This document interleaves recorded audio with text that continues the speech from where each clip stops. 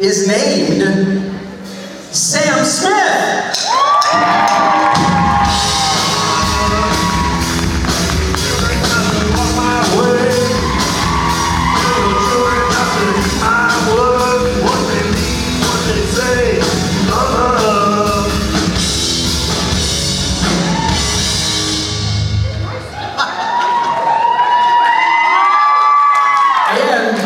As a special treat, you had an intro sung to you by Norton.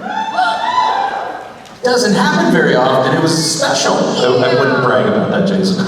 No, it sounded good to me. Oh, it was great. They spoil me. They're so nice and generous, and then they run away. Did you think I'm Jared? What? Talking with my eyes. I'm afraid to lower the microphone.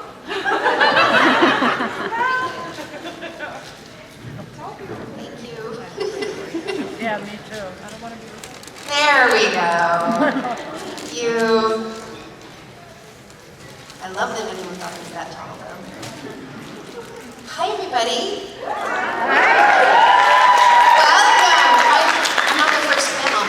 First half of the film. Welcome to DC. I say that like I'm from here. Who's from DC? Anyone? Area? Okay, cool.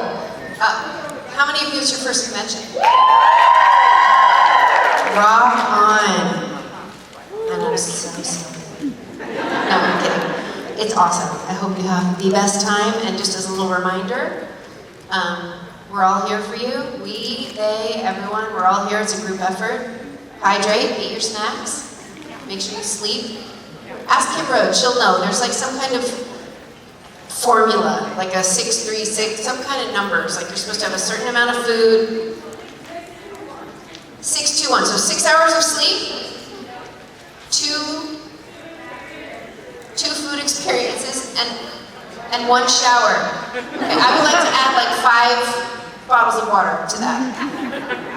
Me, I might have the 6 meals, 2 hours of sleep. Regardless, work it out, make sure you get all those things in. But I hope that all of you, some people are brave enough to come alone. Did anyone come alone? Way to go. So if you need anything, look to the, raise your hands again. All of you people who have been here for a while, look at them, and if you see them walking around like this, please help them. Highlight your schedule.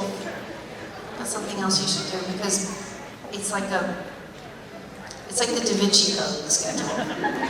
And if you don't highlight where you're supposed to be, that's the people you see going like this. Am I right? So anyway, I haven't been here since.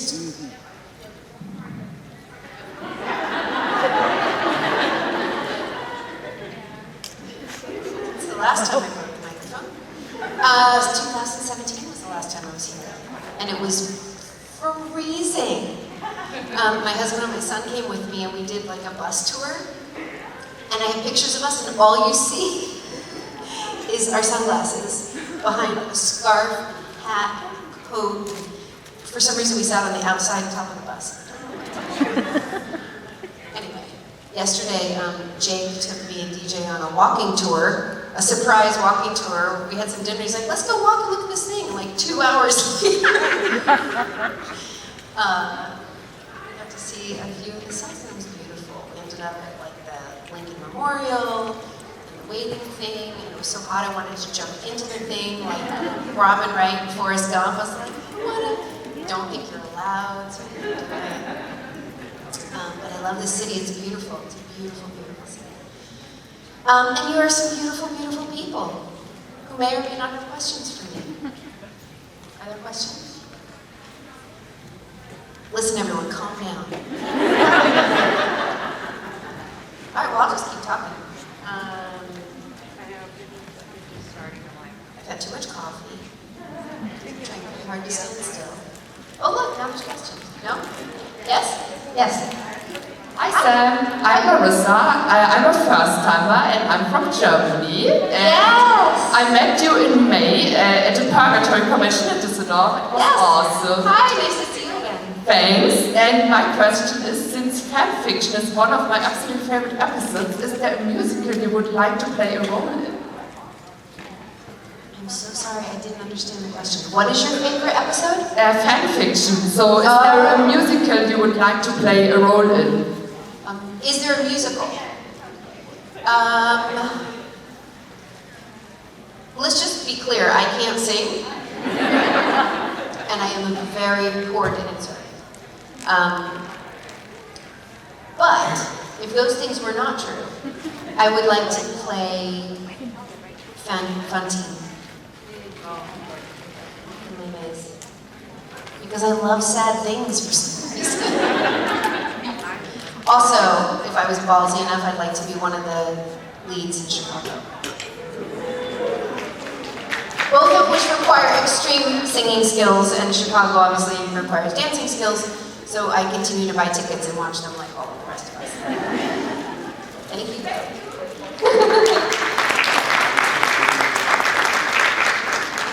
Jared gets it from me. Hi, what's your name? Stephanie. Hi. Hi. So really excited about the Winchesters coming up. Yeah. What advice would you give to the actress taking over Mary Winchester for who Mary is, how to really be true to the core of who she is, and how to accurately sing?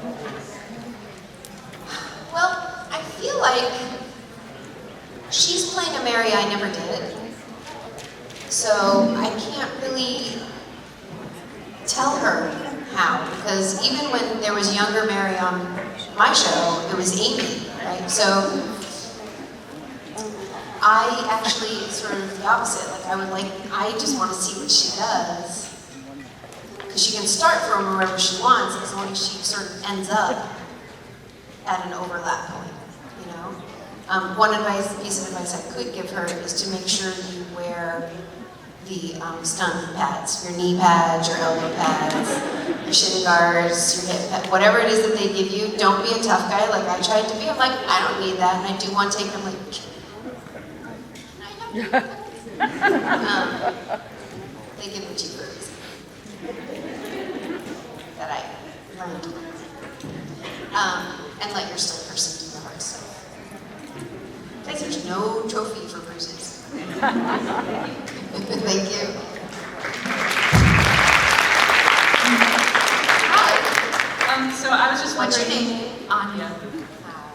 I was just wondering, as you know, somebody who came, you know, in a recurring guest star as like a hallucination and as a ghost, how did the experience change when you were, you know, back and like living on the show? Oh, well, a lot. So after season, I think it was season 7 when I came back as Eve. I didn't come back for 4 or 7 seasons. I was like, well, clearly they can't. There are no other ways to bring me back.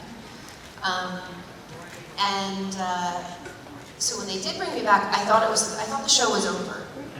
I thought they said, "Do you want to be in the finale?" And I'm like, "Aw, well, 11 seasons was great. Good job." And the producer that I saw like a week later, I was like, "Hey, what are you gonna do next?" And they're like, "What do you mean?" I'm like, "The show's over." I was like, "No, it isn't. It's just a season finale." I'm like, "What now?" And he's like, "Well, yeah." I'm like, "Well, what am I doing?" He's like, "We're not sure, but you'll be back next season." And I believe my exact words were, "Why?" And then I was like, and honestly, I don't think they totally knew. They knew they wanted to bring me back, but I was like, "Am I a real person?" They're like, "What am I gonna do?" "We're not sure." I'm like, so, yeah, 3 weeks before we started filming the season, they called me up. Called me up and they're like, "How much flight training have you had?"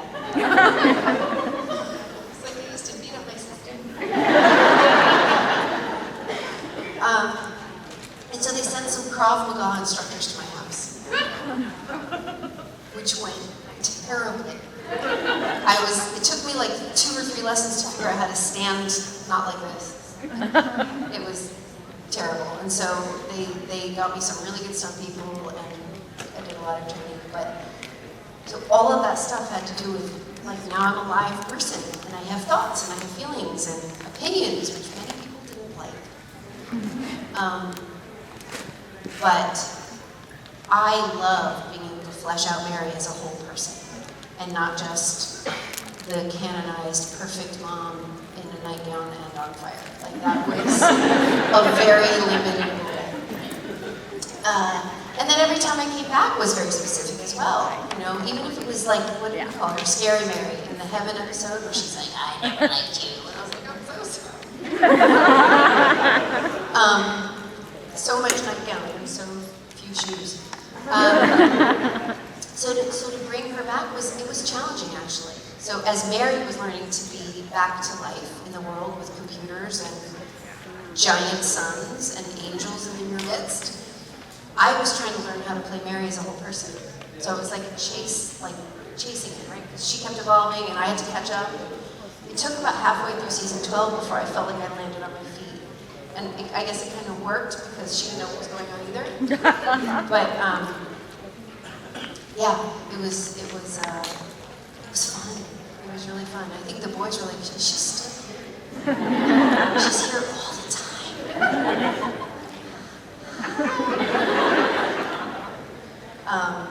So it was a change for everybody. There weren't a lot of women on the set. I was just always there. Especially that first season back. But it was good. It was good. I mean, how many shows go 10 years, never mind 15 or 11? I mean, I literally came back in season 12. Like, if it hadn't gone that long, I never would have had a chance to do that. Like, how lucky was that? For me, but for the show. Like, they could do anything. They just kept going, kept going, and kept going. And they were like, I don't know, let's do this now. Because they had time. So it was amazing and a gift. And, you know, someone the age I was doesn't ordinarily get handed an action role that they've never done before. They're like, here, do this. I'm like, this is my machete? Cool, I've got a gun, I've got a fast car, I've got, like, apparently room in my pockets for angel blades. Like, anyway, it was great. I probably will never get to do something like that again, is my guess. So at least I got to do it once. Many, for a few years. It was only supposed to be 6 episodes, apparently. I learned at the end when they killed me. Hi. Hi. I'm Pete. Hi. And I asked Jake the same question, but if you didn't go into acting, what career would you do? Originally, as like a young teenager, when I went to high school, I wanted to be an architect. And then they said you need 3 years of math school after college, or whatever it is. And I was like, I'm out. I don't know. I am like a butterfly. Like a flitter. I'm like, oh, look at this, and I'm like, oh, it's shiny.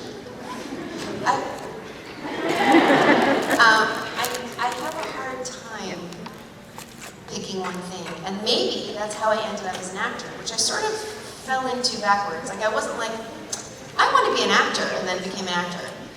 I was kind of an actor. I was a model, like, in the 1800s, and then I did a lot of commercials, like, buy oil from men. Don't you like this car? Use Firestone tires. I mean, like, I sold all kinds of weird stuff. And then a director saw a commercial and then offered me a movie. And then the movie fell apart, but then I had an agent, and then they started sending me out on auditions. Like, it was the weirdest road to acting in the world. So I never really had to think about it, but in a way, being an actor, you get to be every profession. Like, I'm not a doctor, but I play one on TV. You think you know things. And weirdly, what I've mostly played is moms. So, and I've been momming people since I was a child. So, I don't know. I dabbled in interior design for a bit. I helped probably a dozen people do their houses, which is really fun for me because I love shopping. Especially like couches, wallpaper, tile. So that would be fun for me. And then you have those dreams of like, you know, doing good in the world. Like, maybe I'll go and build schools, do some, you know, that has never happened. I would like to. I have kind of a weak constitution. So I really admire the people who do leave a lasting mark of good in the world. So I don't know. I don't know is the answer. But I don't know. Like I feel like I'm heading to it. Like, don't most people my age start having a different career? Don't they like retire by now and go do something else? I don't know. We'll see. Stay tuned. See me in whatever my uniform is next. I do have dreams. Like, am I too old to join the FBI? Like, I don't know. Probably. If you have any good ideas, let me know. Thank you. Thank you. Hi. What's your name? Morgan. Hi. Okay, if you could have dinner with anyone in the world, alive or dead, fiction or non-fiction, who would it be and why?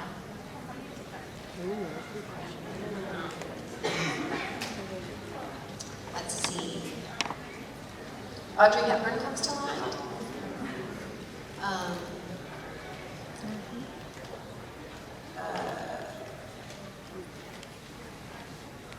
Hard question. Can I have some suggestions? I like a historical figure of some sort would be great. John F. Kennedy. Like, yeah. Seems kind of dangerous. Maybe Roosevelt. Eleanor Roosevelt. Eleanor Roosevelt. Can I have dinner with both of them? Eleanor Roosevelt, probably. Yeah, more than Franklin D.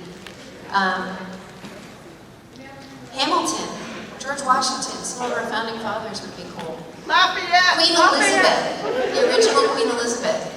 The one who's just a kick-ass, like, no, I'm not doing it your way. Loved that. Oh, and Jane Eyre. Do you know who Jane Eyre is? The lead character, like the original feminist from like way before anybody knew what that was. The Bronte sisters. Now we're gonna go down the whole rabbit hole. Wonder Woman. The new Black Panther. Has anyone seen that new trailer?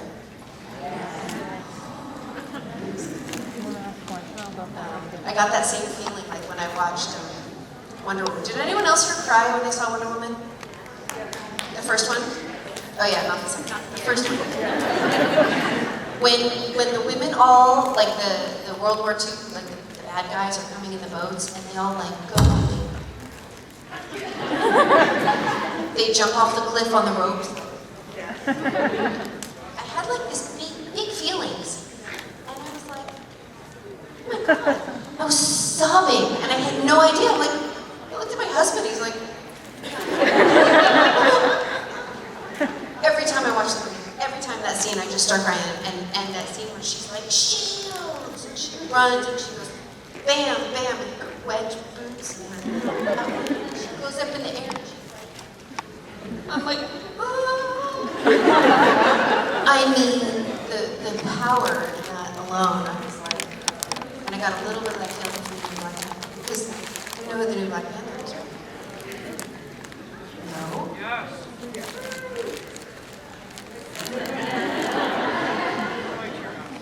Hi. Do you want me to say what I think the new Black Panther is? I don't know for sure. I think his sister. Okay, then why did everybody be like... That makes me think I'm crazy. Yes. It's like... Anyway, hi, what's your name? Hi, my name is Ivy. I was wondering if you had any stories from your time on the set of the Love Saga movies? So sorry, do I need stories of what? The Love Saga movies, when you were in them? Do you have stories from the set? Do I have stories from the set? Well, alphabetically, numerically, starring who? Like what kind of stories? What are you looking for? From the Love Saga movies? The Loves movies? The Love Saga movies? Oh God, I didn't hear what you said. Yes, I almost fainted from the corset. So I don't know if you know what she's talking about. I did a couple of movies on the Hallmark Channel from a series of books called The Love Saga, right? And it's like late 1800s, early 1900s. There's lots of like dust and horses and living out on the ranch. I was a grandmother. This was more than 15 years ago, by the way. So I was a grandmother because I married some dude who had an older daughter. I think it was a stepmother, and then she adopted a girl that was already like 10 or something. So my daughter was supposed to only be like 7 years younger than me, and the granddaughter was only like 17 years. Very rapid grandmothering. But I met a really good friend. My friend Erin played my stepdaughter.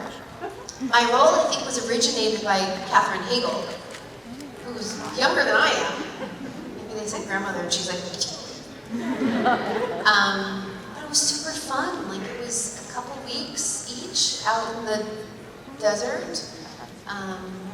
And my friend Kate, I met my friend Kate, who was such a badass wardrobe person. And she was the costumer, and this was my first time ever having corsets. And I was like, I don't know if you've ever worn a corset, but it feels really good when you put it on and they make it nice and tight. And then you're in 95-degree heat and you're trying to breathe. And I was like, I think something. And she's like, code blue. And you know, anyway, so that was super fun. And I made friends with Dollar the horse. I would go visit him every afternoon. It was lovely, and it's fun to like pretend you're living in the 1800s, right? Some things. Wagons, dances with the violins and the banjos and all that stuff. It was fun. It was really fun. It was a long time ago. It was so long ago that I didn't know what you were talking about for a second. Yeah, I grew up watching those movies. Oh, I'm glad you like them. Thank you. They're very nice, wholesome, happy stories. It was fun. Hi. Hi. What's happening? My name is Tiffany. I was just curious what you imagine, what kind of fairy tales or bedtime stories you imagine Mary would have been telling your kids when they were little.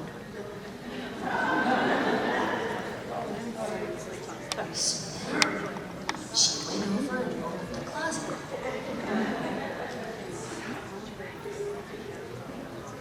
I don't know, what do you kill the closet monster with? Well, it depends on what it is, right?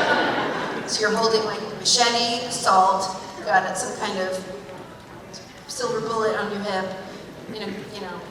See a little kid open the closet with all this stuff.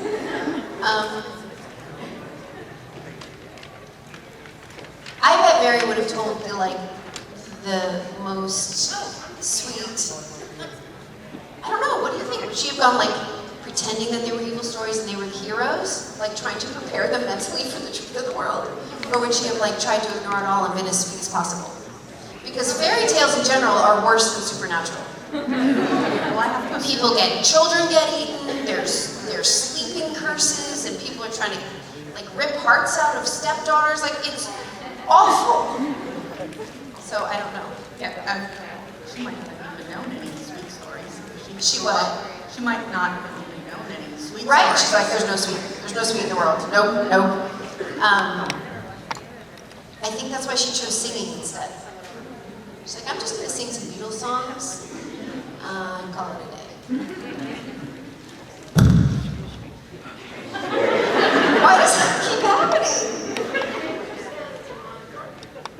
Doesn't it usually go like, doesn't it usually sound like something being slapped?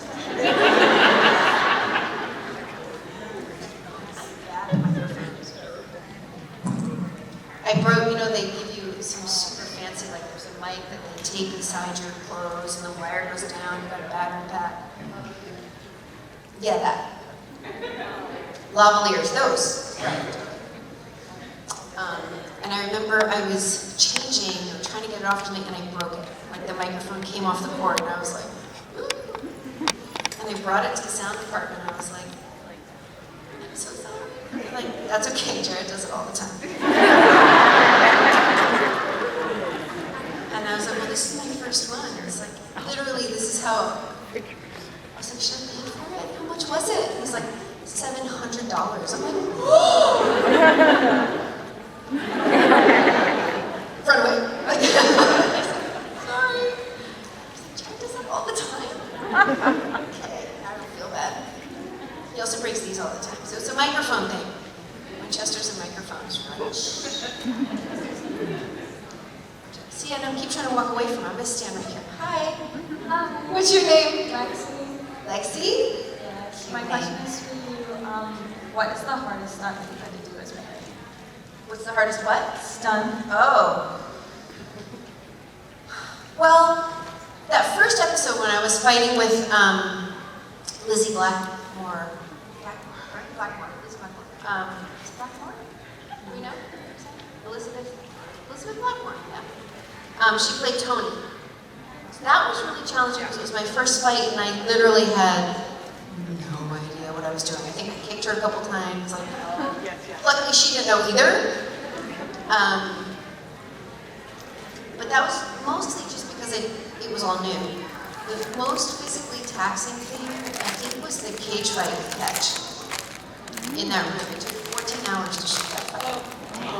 And originally it was scripted to be like breaking through walls and going through offices and down hallways. And Richard Spade was the director, and he's like, no, this is going to be a cage match. And I was like, cool. And it would have taken probably longer had they done it anywhere else, because you would have to keep setting up new areas, right? But it was brutal. Like, I had whiplash, because at one point, Catch takes me and like push me up against the wall, and I'm like, ugh! And you have to like do it a little, otherwise it looks fake, right? And I would come home covered in bruises, and they're like, well, that means you're doing it right. I'm like, that's terrible. It kind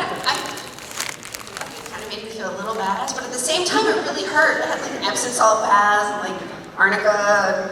I'd come home, my husband would be like, what?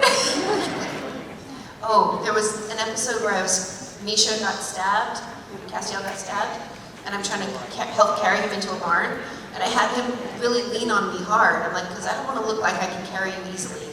I'm a grown man, that's not, like, I'm still smaller than you.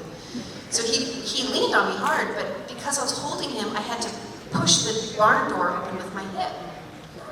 Which, you know, barn doors have those crosses on them, like the boards right on my hip. And I was like, that kind of hurts. And I looked, and I had like 3 gashes in my hip, and it was bruised and bleeding. I'm like, maybe we could do this a different way. So that was challenging, but no, the cage match was the worst. And in fact, Dana, my stunt woman, who's like unbelievable. She's just so good. Copy, like the stunt people and how they copy your mannerisms, and then once they put them in costume with your wig and your outfit, like, you feel like you have a doppelganger following you around. It's kind of weird. People would go up to her and be like, oh, because they would think it was me. It was really neat, actually. Like, just stand here and don't talk to anyone. Right. One of the first things that happens is Mary's trying to leave, and Catch grabs her and skittered her across the floor. I don't know if you remember this scene. So Mary's trying to leave. She's like, you're an asshole. And he's like, he grabs her and threw her. And so the way you do stunt scenes is the 2 actors do it together, and then but don't really do any of the throwing and falling and stuff. And then the 2 stunt people for each of us will do it. But then they also do, like, I would do stunts with David's stunt guy, and David would do the scene with my stunt girl. So you can get all the angles, and they make it look as much as possible like it's really you. And David threw Dana, like she kind of threw herself, but that scene where she's supposed to slide across the floor and land into the filing cabinet, and somehow his foot wasn't where she expected, or something happened, and she tripped and went headfirst into the pavement and hit her right eyebrow. And I was offset because I'm like, I'm in my chair, like, waiting for my turn. And there's all this commotion, and then my makeup artist comes up to me, she's like, we need to put some blood on your eyebrow.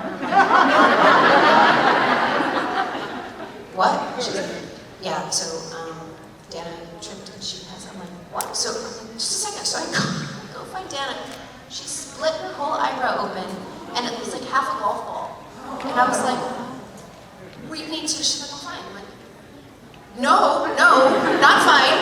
And she's like, yeah, I'm good. She was tough as nails. And I'm like, it had to be like a light concussion. But that's why you do these things in order.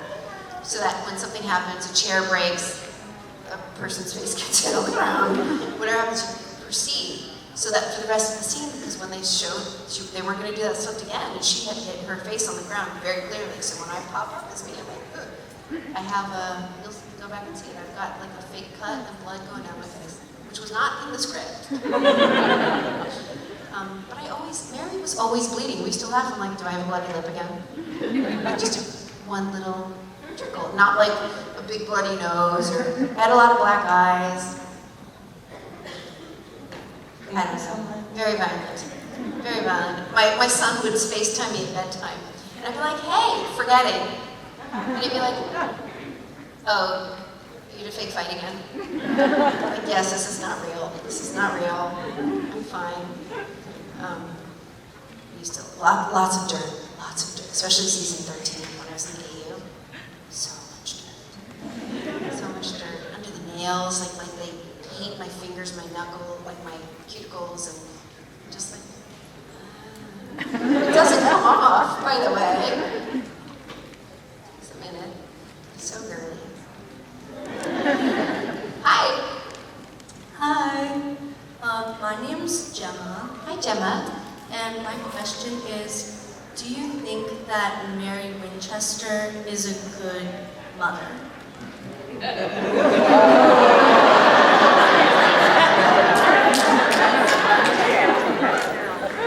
I'm just going to go out on a limb and say that I don't think you do.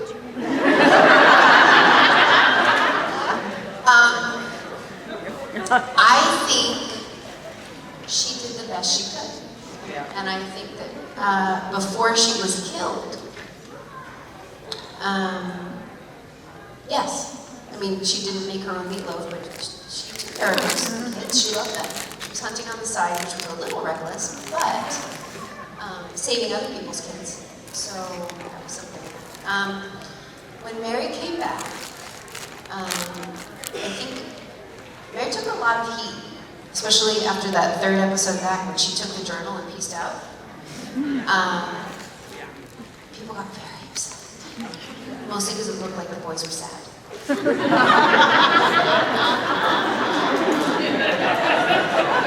not wrong. Hurt the boys' feelings, bitch. This is going to sound bitter, it's not, I'm just pointing something out. Every Winchester has done it, only Mary got in trouble for it.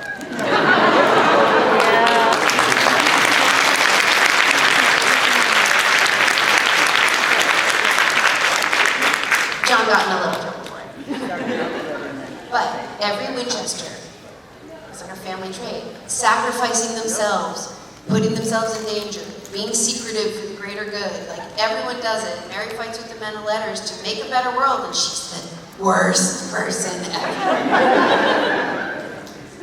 Whatever. Mothers do what they think is right, not what's popular. So, and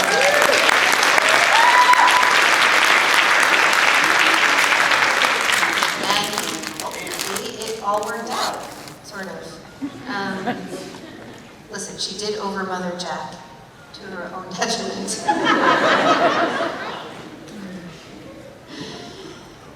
That didn't go well. Lesson learned, do not antagonize a toddler Nephilim. Tantrums end badly. Exactly. You know. So, what makes a good mother? It's a complicated question. Is it just making your kids happy all the time? As a mother, I can tell you that answer is no. You want your kid to, and I tell my kid all the time, what's my job? He's like, keep me alive. Exactly. Keep you safe and make you the best person you can be. That doesn't always mean making you happy. And they were two grown-ass men who weren't listening to her anyway.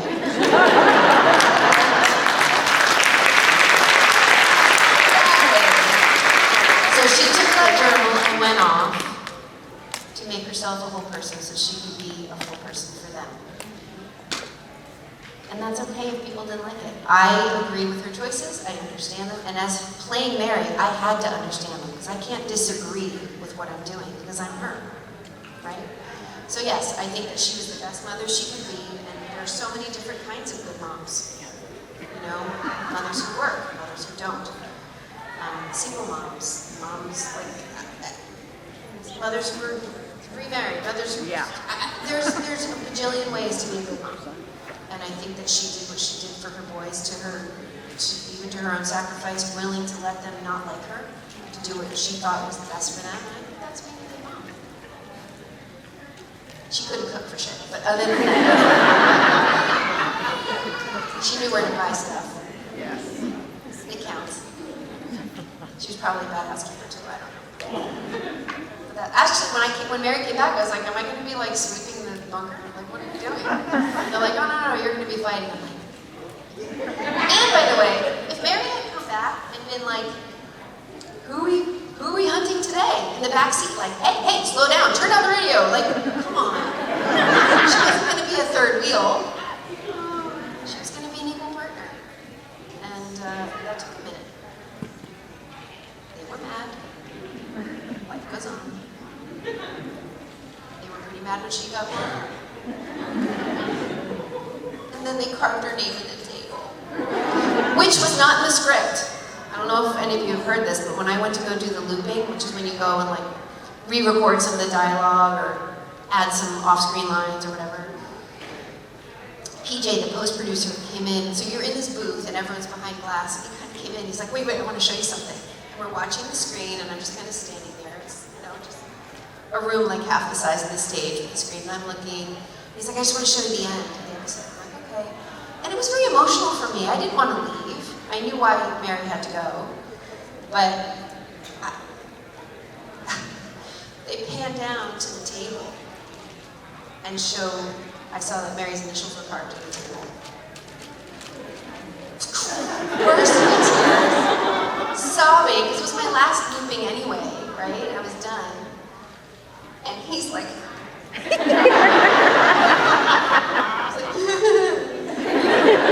make me cry. But it was very, very touching. I mean, that whole episode, wasn't that the whole episode of all the flashbacks? What a send-off. Not everybody gets that. And on set, my last day, I could come in early, and they're like, oh, no, we're going to have you do lunch now. I'm like, my lunch? I'm not even through hair and makeup yet. They're like, no, go have lunch now. Okay. So I go down to the lunch tent, and I walk in, and everyone is in there. The crew, the cast, the producers, like the office staff, everyone. And I'm not the only one they've ever done this for, but they made me a highlight video of my whole character on the show. With music, I'm crying, they have a cake. I was like, now I know why you did this before I went through hair and makeup. I'm gonna need like an hour to recover. Exactly! So, I forget what the question was, but there you go.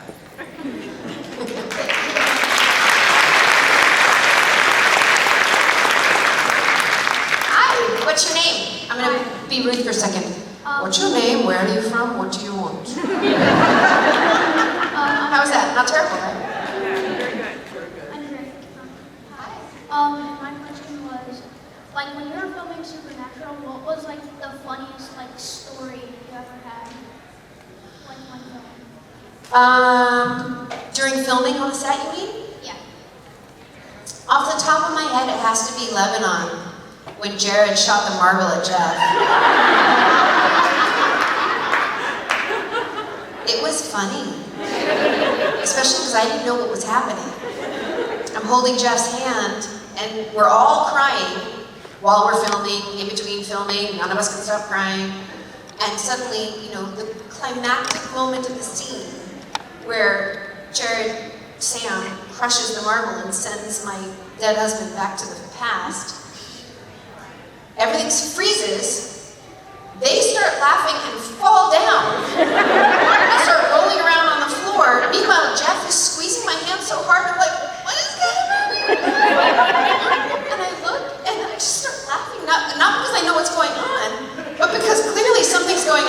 don't understand. And Jensen's like rolling, and Jared's like collapsed on the floor there, and Jeff just goes. And then somebody told me what happened, and I was like, and then I was crying. Remember how that, like you're laughing and crying at the same time, and I couldn't stop it. And like all of us, it was actually really helpful, except to Jeff, because everyone, like the cameraman Brad, was like, I couldn't see what I was filming because I was crying and I was by the ambulance. And the prop person, Robin, I think that's how the marbles got switched, because it was supposed to be a crushable marble, it was the wrong marble. And I think she was crying and couldn't tell which one she put. Everybody, like the direct, everyone was crying. I'm like, we were all, it was weird. The whole episode, we're like, we couldn't stop crying. Jensen's like, stop leaking out your face, I can't stop, look at you, I start crying. Like, we all couldn't stop. And so that laughing really, really helped us. And Jeff did recover, and we carried on. That's how he felt. But I think that was the funniest thing. But every day it was something, whether it was the crew taping Jared's clothes on him, like a diaper, like a sumo wrestler for no reason. I mean, we could just laugh, and half the time I didn't understand what they said because it was under their breath, and I'm sure I wasn't meant to hear it. It wasn't about me, but they were all laughing, and I'm just like, like, you know, lots of joking and stuff. But that was by far nobody could stop the entire 80 people crying, laughing. So that's the one. I don't know if you've seen it, but it's worth watching. It's on the outtakes reel for season 13. It's really funny. Thank you, love. Hi, my name's Dawn. This is my first con. Welcome. Thank you. Normally I go to concerts. That's what I usually spend my money on. So Well, we have both here. I was wondering if you have any concert memories you could share. Any what? Any concert memories that you've attended that you could share? Or you've seen? Oh, so many, because I'm old. One of my favorite memories is I went to a Sting concert at an outdoor amphitheater in Los Angeles. I mean, Sting. For all of you under 30, he was the singer of a band called The Police.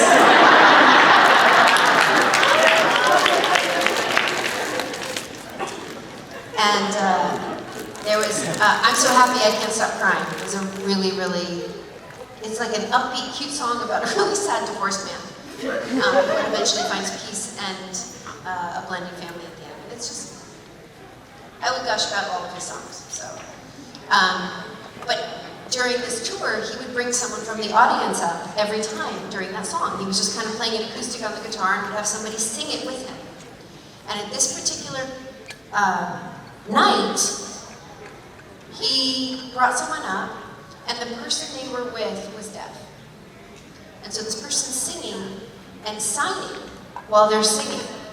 And Sting was like, completely like, I don't know, it was a long time ago, so it wasn't as common back then to have somebody signing, and this person was just signing and smiling with love and singing right to their person in the audience.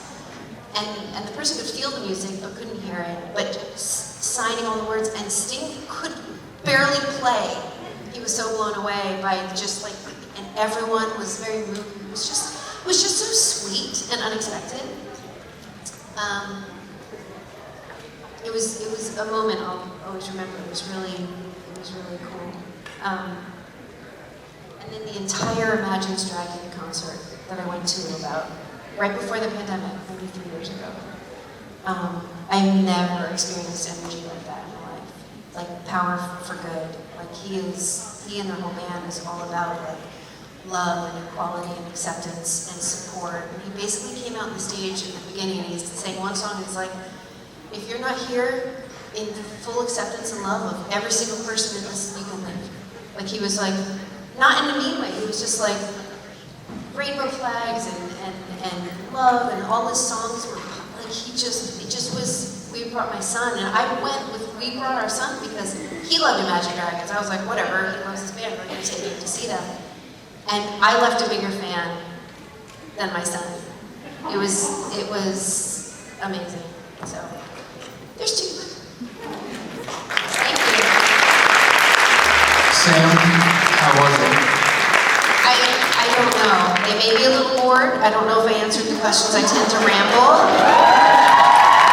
Sounds like they loved it. Very polite. I love you guys. Thank you. Ladies and gentlemen, please tell Sam how much you enjoyed that, if you would.